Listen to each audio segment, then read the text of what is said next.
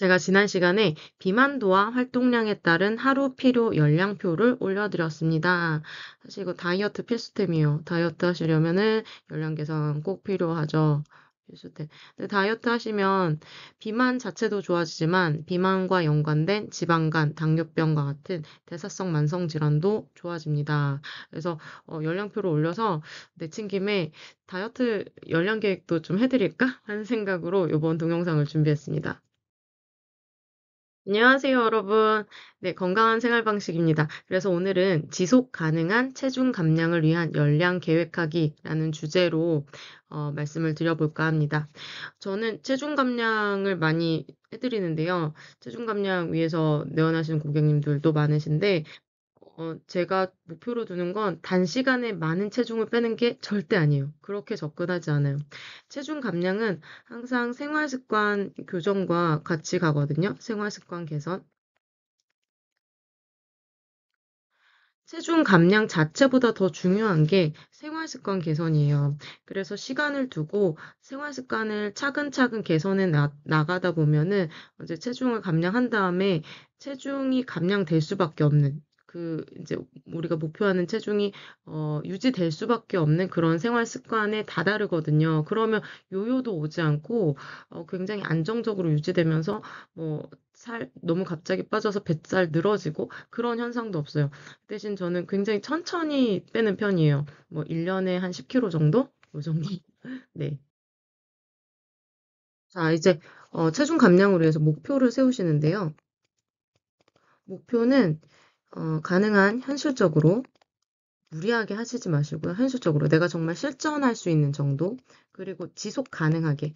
오늘 내일만 할 거 아니고, 몇 달 걸쳐서 계속 할 수 있도록 지속 가능하게. 이런 목표를 일정 기간을 잡고, 얼만큼의 체중을 뺄지. 그런데 이 체중 목표를 체지방으로 세우셔야 돼요. 왜냐, 이제 체성분 분석을 해보면 근육량이랑 체지방이 이렇게 나눠서 나오잖아요. 그런데 운동을 하게 되면 어떤 일이 발생하냐면 운동을 다이어트 하시면서 많이 하시는 분들은 근육량이 늘어요. 그리고 체지방이 줄어요. 근육은 밀도가 높아요. 음.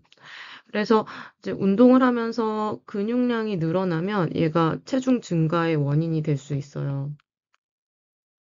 그리고 체지방이 감량이 되니까 체중 감소가 되죠. 그래서 운동을 많이 하다 보면은 근육은 늘어나고 체지방은 감소하니까 체중 자체는 변화가 없을 수 있거든요. 체중 무변화. 그러면 이제 당황하게 되는 거예요. 그렇지만 체중이 변화가 없다 하더라도 허리가 홀쭉해지고 옷에 이제 살 있는 부분이 헐렁해지고 그러면 그런 걸 보면서 체중이 빠지고 있다는 것을 뭔가 좀 좋아지고 있다는 것은 직감하실 수 있거든요. 그래서 이런 것 때문에 이제 체지방을 목표로 삼으셔야 되시고요. 그 다음에 이제 이 체지방을 어느 정도로 목표로 삼아야 될지 보려면 체성분 분석을 좀 하셔야 되세요. 요즘에 체성분 분석 기계 있는 헬스장이나 병원이나 다 많으니까 체성분 분석을 보시고 정상에서 어느 정도 차이가 나는지, 그래서 어느 정도를 빼고 싶은지, 체지방으로 어느 정도를 빼고 싶은지, 얼마 동안의 기간 동안 요걸 할 건지, 요걸 좀 계획을 세우셔야 되세요. 이제 체지방을 기준으로 열량 감량을 계획해 보겠습니다.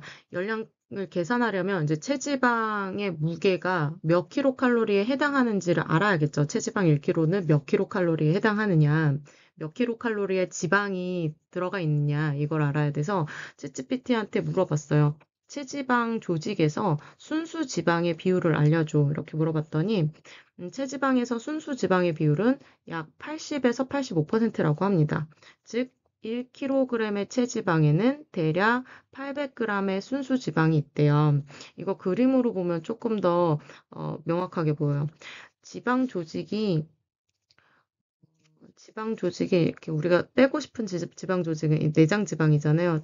이렇게 장기 옆에 이렇게 붙어 있는 소장, 대장 이렇게 붙어 옆에 배 열어보면 엄청 지방 많이 쌓여 있거든요. 이 내장 지방, 그리고 간 안에도 이렇게 지방이 막 껴있어요. 이게 지방간이죠. 그다음에 피하 지방, 피부 밑에 있는 피하 지방. 이렇게 지방 조직이 있는데 다 노랗게 덩어리져서 기름방울로 덩어리져서 보이고 이 조직을 세포 하나하나 이렇게 살펴보게 되면은 이런 식으로 보여요. 그래서 지방 세포가 이렇게 있으면 안에 큰 지방 주머니가 있고 그리고 세포 소기관은 옆으로 밀려나 있어요. 그래서 이 부피를 보면은 이 안에 있는 지방이 80%를 차지한다는 거예요. 그냥 그림으로 보기에도 지방이 이 세포에서 한 80% 차지하는 것 같죠? 네. 그래서 이렇게 구성되어 있어요, 체지방은. 그러면 체지방 1kg에 800g의 순수 지방이 있는데 이게 열량이 얼마나 되느냐, 이 800g의 열량이 얼마나 되느냐 이걸 계산해 봐야겠죠? 그러면 1g의 지방은 9kcal의 열량을 내니까 8, 9, 72, 8, 9, 72 이렇게 어, 계산할 수 있어요. 800에 9kcal 곱하면 720kcal가 됩니다. 자, 그럼 대략 잡아서 1kg의 체지방에는 7000kcal가 있는 거예요. 그러면 살을 빼려면, 1kg를 빼려면 이 7000kcal를 소모를 해야 되겠죠. 대략 잡아서 이거를 일주 동안 뺀다고 한번 생각해 볼게요. 그러면 일주일 동안 7000kcal를 빼려면 하루에는 7일로 나누니까 1000kcal를 소모를 해야 돼요. 그러면 하루에 1000kcal를 소모하는 방법은 운동을 늘리거나 하거나 음식을 적게 먹거나 그런데 운동을 1000kcal를 더 하겠어. 그러면 음식은 그냥 그대로 유지를 해도 되죠. 그다음에 만약에 운동을 하고 싶지 않아. 운동 하나도 하고 싶지 않으면 음식으로 1000kcal를 줄이면 돼요. 음식으로 1000kcal 줄이는 건 생각보다 쉽지 않아요. 이 음식만으로 하려면 굉장히 어려워요.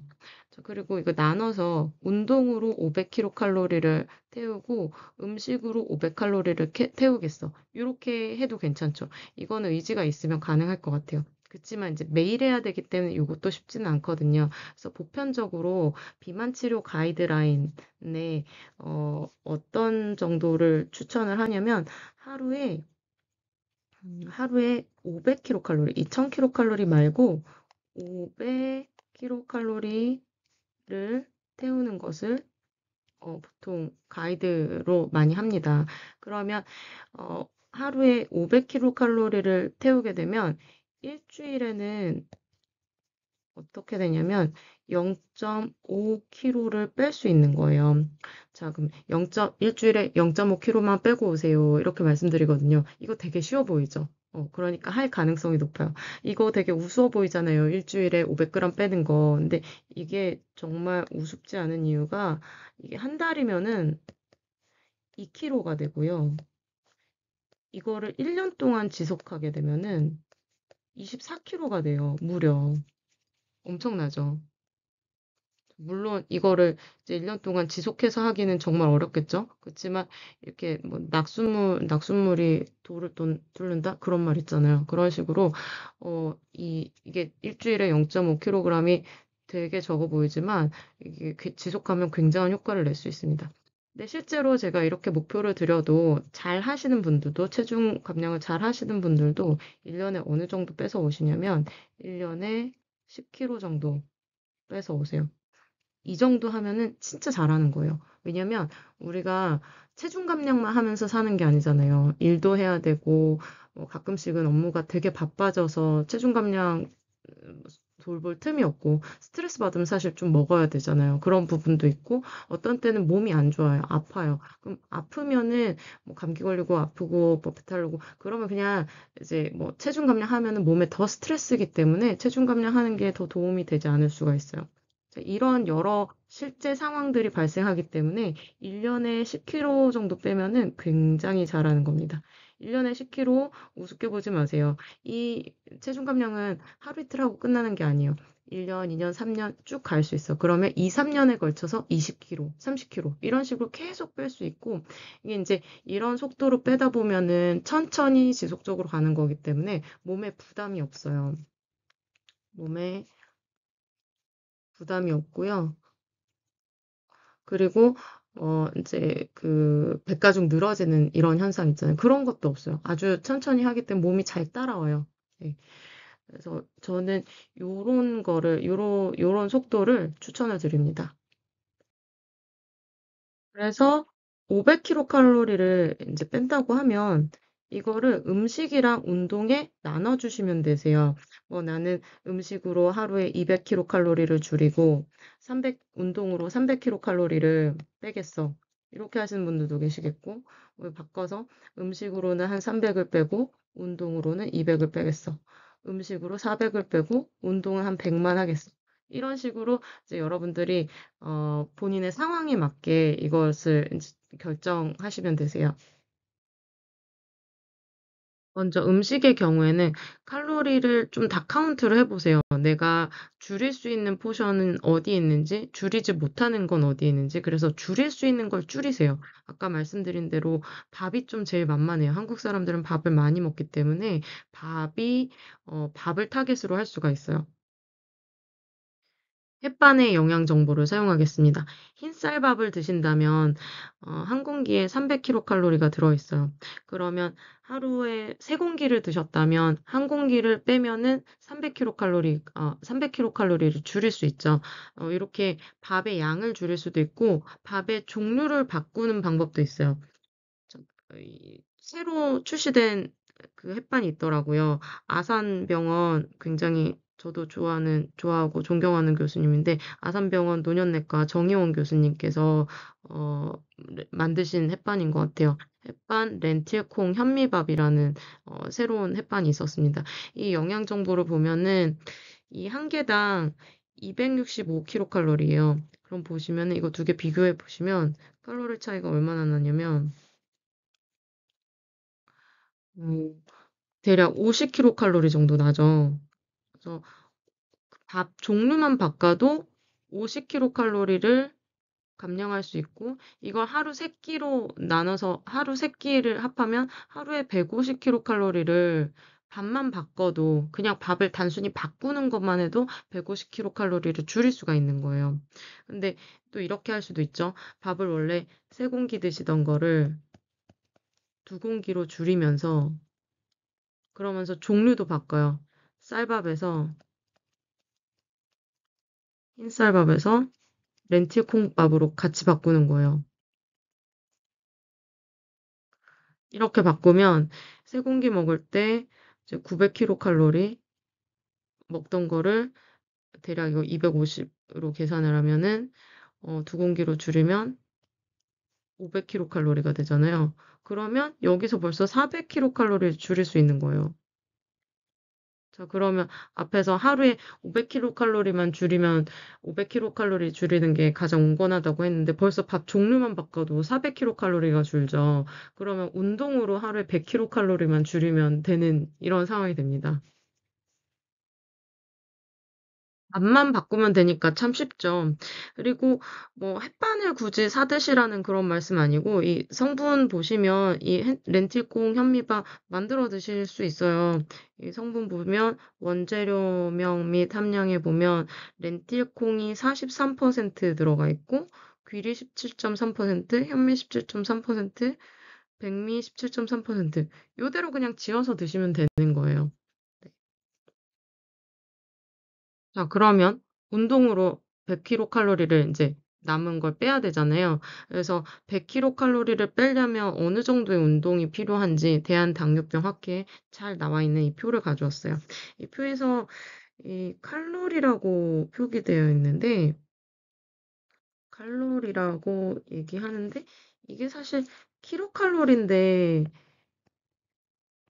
그냥 통상적으로 칼로리라고 부르니까 킬로칼로리를 칼로리라고 표현한 것 같아요. 그래서 100kcal, KC, 킬로칼로리를 의미하는 것 같습니다. 의미합니다.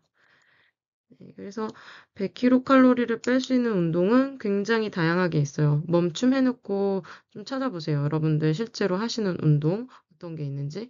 이 중에서 제가 추천드리고 싶은 거, 여러분들 누구나 할 수 있는, 누구나 뭐 가깝게 할 수 있는 운동은 바로 이거예요. 계단 오르기. 자, 계단이 없는 곳에 사시는 분은 안 계세요. 예, 뭐 주택에 사시는 분들도 계시겠지만 그 주택에 사신다 하더라도 보통 회사 출근하면 계단 있는 건물에 계시잖아요. 그래서 계단 찾기는 굉장히 쉬워요. 그래서 계단을 120단을 그 오르면 이게 100kcal래요. 그럼 120단이 얼마인지 궁금하잖아요. 그래서 챗 GPT에게 물어봤어요. 1층은 몇 계단인가요? 라고 제가 물어봤더니 1층은 한 층은 12에서 20계단 정도 된대요. 건물마다 다르죠. 저희 아파트는 한 16계단 정도 됐어요. 네.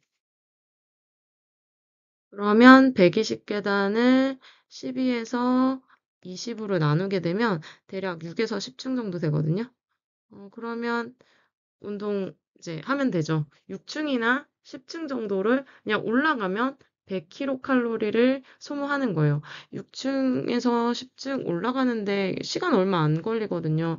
한 10분도 안 걸릴걸요. 그래서 10분 안쪽에 100kcal를 소모할 수가 있는 거예요. 참 쉽죠? 그 다음에 대한당뇨병 학회에 이 표도 있어서 가져왔거든요. 한번 보세요. 1시간 운동할 때 소모되는 칼로리 표예요. 여러 가지 다양한 활동, 가벼운 가사부터 시작해가지고 설거지, 빨래 이런 것도 있고 달리기, 자전거 타기 이런 것도 있으세요. 그래서 한번 멈춤해놓고 1시간 운동할 때 어느 정도 칼로리 소모할 수 있는지 한번 보세요. 이렇게 현실적인 목표를 세우면 체중 감량이 정말 쉬워지고 그리고 지속 가능할 수 있어요.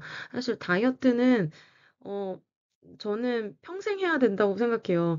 그 나이가 들면 기초대사량이 떨어지기 때문에 조금만 방심하면 살이 금방 찌거든요. 저는 사실 1년 365일 체중 감량 중에 있어요. 근데 감량 자체가 목표보다 더 찌지 않는 게 목표거든요. 그래서 매일 내가 뭘 먹는지, 운동 얼마나 하는지 계속 카운트를 해요. 자, 이렇게 지속 가능한 정말 쉬운 목표를 세우시고요. 이거를 오랫동안 하실 수 있게 요런 칼로리 감량 목표를 세우시고 이걸 음식이랑 운동에 여러분의 여건에 맞게 상황에 맞게 배분을 하세요. 그래서 배분을 한 다음에 이거가 내 생활 방식이 되도록 한번 녹여내도록 생활 방식이 되도록 녹여내도록 실천을 한번 해보시면 좋겠습니다. 네, 오늘 방송도 시청해 주셔서 감사합니다.